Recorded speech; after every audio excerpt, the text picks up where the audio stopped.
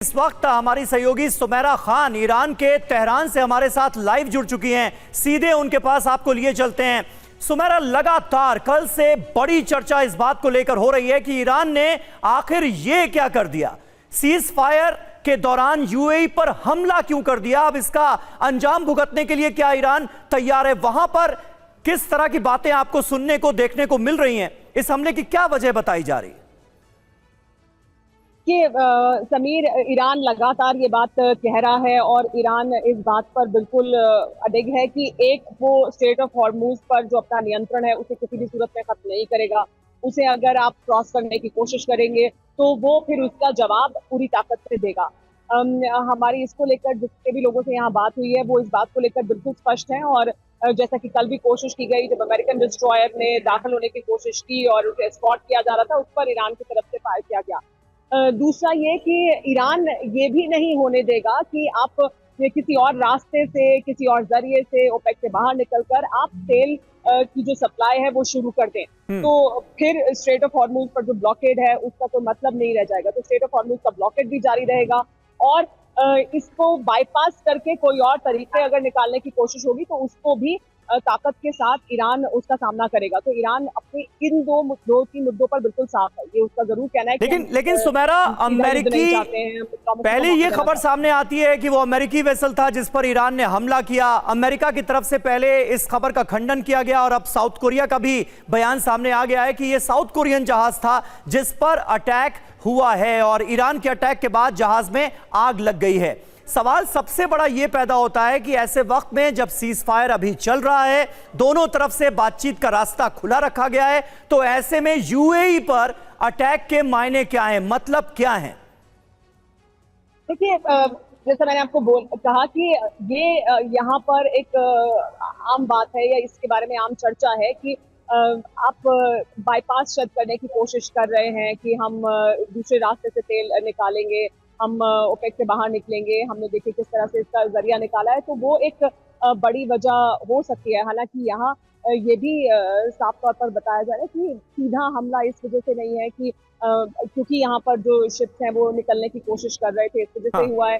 लेकिन यूएई के खिलाफ जो स्टांस है वो ये कि आप इस पूरे जो पूरा रास्ता स्ट्रेट ऑफ हॉर्मूज है या जो तेल की सप्लाई है उसमें आप नए रास्ते नहीं तलाश सकते, या नई अगर आप वो करेंगे तो फिर इसका मतलब नहीं रह जाएगा। तो यानी इसको भी एनफोर्स करना है और अगर आप उसको बाईपास करने की कोशिश कर रहे हैं तो उसको भी एनफोर्स करना है और युद्ध में से बाहर निकलने के लिए जो बातचीत का सिलसिला है उसे जारी रखना है। तो ईरान का कहना है हम डिप्लोमेसी को पूरा मौका दे रहे हैं, लेकिन उसके बावजूद अगर स्ट्रेट ऑफ हॉर्मूज से गुजरने की कोशिश होगी तो वहां पर भी हमला होगा, या तेल का जो रूट है उसको एक नया रास्ता तलाशने की कोशिश होगी तो उसको भी रोकने की कोशिश होगी। ऐसे वक्त में ये सब कुछ हुआ है सुमेरा, जब लगातार ये कहा जा रहा है कि मसूद पजेश्कियान और आईआरजीसी के बीच जबरदस्त मतभेद हैं। इस घटना को भी ऐसे प्रस्तुत किया जा रहा है कि आईआरजीसी ने किसी की नहीं सुनी और यूएई पर अटैक कर दिया। ईरान में रहकर क्या वो मतभेद आपको नजर आ रहे हैं? क्योंकि ये फैसला कोई मामूली फैसला नहीं है। यूएई पर सीज फायर के दौरान अगर हमला किया जाता है तो वो युद्ध 2.0 की वजह भी बन सकता है, ये ईरान को तो पता ही है।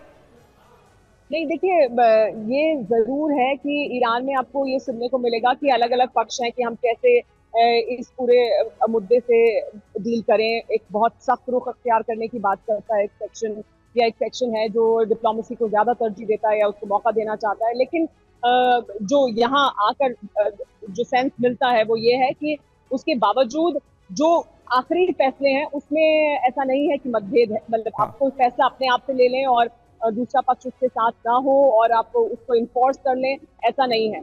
ये जरूर है कि एक पक्ष है जैसे यहाँ पर आने के बाद ये आम चर्चा है लोगों के बीच की तेहरान में एक सेक्शन है गवर्नमेंट का जिसको ये लगता है कि हमें बहुत पहले बहुत अग्रेसिव स्टांस रखना चाहिए था, हमने नहीं रखा और इस वजह से ये नौबत आई कि हमें इस युद्ध में जाना पड़ा।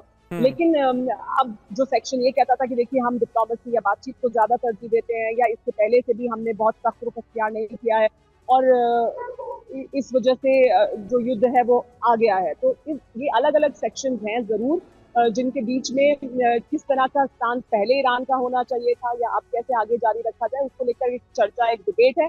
लेकिन ऐसा मुझे यहाँ पर रहकर या यहाँ जितने भी लोग हैं अलग अलग सेक्शन से उनसे बात करके एहसास ये नहीं होता है कि एक जो है वो हावी है दूसरे पर। ये जरूर है कि देखिए, क्योंकि एक सेक्शन ये हमेशा से कहता रहा कि हमें बहुत अग्रेसिव स्टांस नहीं रखना है, खासकर सुलेमानी के पर हमले के बाद भी तेहरान ने या ईरान ने उस तरह से रिएक्ट नहीं किया जैसा बहुत से लोग चाहते थे। तो वो एक सेंस है कि देखिए हमें एक सेक्शन जो पहले कहता था कि हमें अग्रेसिव होना चाहिए, उनको लगता है कि देखिए नहीं हुए, इस वजह से ये हम यहाँ इस नौबत पर पहुंचे हैं।